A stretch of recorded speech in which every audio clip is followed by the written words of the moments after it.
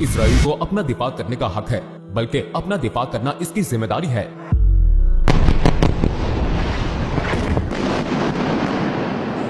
Hamas ISIS है। Israel दहशतगर्दी की इस तारीफ और दहशतगर्दी के आगाज के तमाम मेयारात पर पूरा उतरता है, और यही हम नेतन्याहू और आईसिस के दरमियान मुनासबत देखते हैं। नेतन्याहू और आईसिस दोनों इस लिहाज से एक जैसे हैं कि मजहबी आयात को अपने मतलब के लिए इस्तेमाल करते हैं। इंटरनेशनल कानून के तहत इसराइल एक काबिज रियासत है। इसने फलस्तीनी इलाकों पर कब्जा किया हुआ है, और वो इंटरनेशनल कानून के तहत एक काबिज रियासत है, क्योंकि ये एक जारहाना तर्ज अमल है। इससे सेल्फ डिफेंस का हक ही नहीं है कि फलस्तीनी अमूमी तौर पर जब इसराइलियों के खिलाफ लड़ रहे हैं तो वो फ्रीडम फाइटर्स हैं, जबकि इसराइल गैर कानूनी आबादकार और काबिज है। अस्सलामुअलैकुम ब्रदर समी हमदी। टुवर्ड्स इटर्निटी में हमारी दावत कबूल करने का शुक्रिया। आपको अपने साथ देखना हमारे लिए खुशी की बात है। गजा में जारी ताज़ा तरीन तनाज़े के हवाले से दुनिया में बहुत से लोग मुसलमानों से अलग सोच रखते हैं। जाहिर है ये सब फलस्तीन को सपोर्ट नहीं करते। हमने कुछ दलाइल जमा किए हैं जो इसराइल के हामी इस्तेमाल करते हैं। मैं उन दावों के हवाले से कुछ सवालात के साथ आगाज करता हूँ। उनका कहना है इसकी शुरुआत हमास ने शहरियों के कत्ल से की थी, इसीलिए इसराइल हमला कर रहा है, बदला ले रहा है। ये सेल्फ डिफेंस है। इसराइल को अपना दिफा करने का हक है। आप इन दलाइल पर क्या कहते हैं? वालेकुम अस्सलाम व रहमतुल्लाह। मुझे दावत देने का बहुत शुक्रिया। मेरे ख्याल में इसका दो टोक जवाब ये है कि इंटरनेशनल कानून के तहत इसराइल एक काबिज रियासत है। इसने फलस्तीनी इलाकों पर कब्जा किया हुआ है, और वो इंटरनेशनल कानून के तहत एक काबिज रियासत है, क्योंकि ये एक जारहाना तर्ज अमल है। इसे सेल्फ डिफेंस का हक ही नहीं है। दूसरी बात जो बहुत अहम है, आपको याद होगा कि 7 अक्टूबर के वाकयात से एक हफ्ता पहले नेतन्याहू यूनाइटेड नेशंस में मिडिल ईस्ट से मुतालिक अपने वीएन का एक नक्शा लिए खड़ा था, और इस नक्शे में उसने फलस्तीन को बिल्कुल मिटा दिया था। और वहीं पर वो सऊदी अरब के साथ ताल्लुकात मामूल पर लाने के इम्कान की बात कर रहा था, जो सर्द जंग खत्म होने के बाद सबसे बड़ी डील है।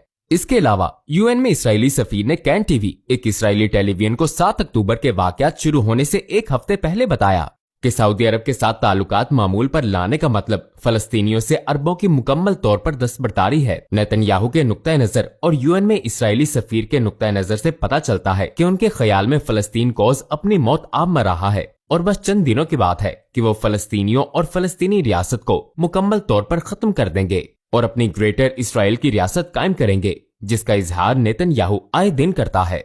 तो बात दरअसल ये है कि नेतन्याहू पहले ही फलस्तीनियों से जंग करने और उन्हें सफाए हस्ती से मिटाने का इरादा जाहिर कर चुका था। इसलिए ये वाकयात 7 अक्टूबर को शुरू नहीं हुए। लिहाजा असल में 7 अक्टूबर का वाकया सेल्फ डिफेंस है। वो सेल्फ डिफेंस नहीं है जो 7 अक्टूबर के बाद इसराइल का रहा है। और मेरे ख्याल में ये वाज़ेह करना जरूरी है, खसूसन इसराइल में ये कहा जा रहा है कि ये गजा के अलहाक और मजीद इलाके हथियाने का सुनहरी मौका है। और सिर्फ यही नहीं कि वो गजा में मजीद इलाके हथियाना चाह रहे हैं, बल्कि वेस्ट बैंक में भी, जहां हमास नहीं है, जहां 7 अक्टूबर को हमला करने वाला कोई फलस्तीनी ग्रुप नहीं है, इसराइल अब वेस्ट बैंक में वो इलाके हथियाने की कोशिश कर रहा है। हम जिनीन के पनागुज़ीन कैंप में पेशरफ्त देख रहे हैं, जिससे पता चलता है कि इसराइली हमेशा से फलस्तीनियों को खत्म करने का इरादा रखते थे, और दर हकीकत इसराइली नहीं बल्कि फलस्तीनी अपने सेल्फ डिफेंस का हक इस्तेमाल कर रहे हैं। उनका ये भी कहना है हमास नई आईसिस है। आप इस दावे पर क्या कहते हैं? या ये वाकई एक लिबरेशन ग्रुप है, मुजाहिदीन हैं जो अपनी सरजमीन और कौम के तहफ्फुज के लिए जंग लड़ रहे हैं? मेरे ख्याल में सबसे पहले तो दहशतगर्दी की तारीफ ये है कि शहरी आबादी के खिलाफ तशद्दुद का गैर कानूनी इस्तेमाल करना, जिसका मकसद अपने लिए साजगार निजाम की तब्दीली या सियासी तब्दीली लाना हो। अगर आप हमास की कार्रवाइयां देखें तो ये मुकम्मल तौर पर इस तारीफ पर पूरा नहीं उतरती, लेकिन अगर आप इसराइल की सरगर्मियां देखें, तशद्दुद का गैर कानूनी इस्तेमाल और इंटरनेशनल कानून, तो इसे सेल्फ डिफेंस का कोई हक नहीं है। गैर कानूनी तशद्दुद किसके खिलाफ? शहरी आबादी के खिलाफ, बच्चों, बूढ़ों और औरतों, और उन लोगों के खिलाफ जिनका हमास से कोई ताल्लुक नहीं। वो बमबारी करके उन्हें कत्ल कर रहे हैं। लिहाजा शहरी आबादी के खिलाफ तशद्दुद का गैर कानूनी इस्तेमाल किस मकसद के लिए? नेतन्याहू ने कहा है कि मकसद हमास का खात्मा और उनकी जगह ऐसा ग्रुप लाना है जो इसराइल के लिए ज्यादा फेवरेबल हो। लिहाजा सियासी तब्दीली के लिए तीसरी शर्त है फेवरेबल। जब आप दहशतगर्दी की ये तारीफ देखें जिसे पूरी दुनिया तस्लीम करती है, तो इसराइल दहशतगर्दी की इस तारीफ और दहशतगर्दी के आगाज के तमाम मेयारात पर पूरा उतरता है। जबकि अगर आप हमास को देखें, अगरचे इसमें इख्तलाफ है और यहाँ मैं हमास पर ज्यादा फोकस नहीं कर रहा, क्योंकि 9 दूसरे फलस्तीनी ग्रुप्स भी हैं जो इस वाक़े में शामिल थे। लेकिन हमास, जो अवामी राय में भी तस्लीम शुदा है, हुकूमतों को छोड़ दें, अवामी राय में हमास या अमूमी तौर पर फलस्तीनी, क्योंकि जब आप इस पर गौर करें तो फलस्तीनी कॉज का दिफा करने वाले मसलन यूके में फलस्तीनी सफीर हुसाम जोमलोट मुख्तलिफ मीडिया पर आए, हमास से नहीं है, वो फलस्तीनी अथॉरिटी से ताल्लुक रखते हैं।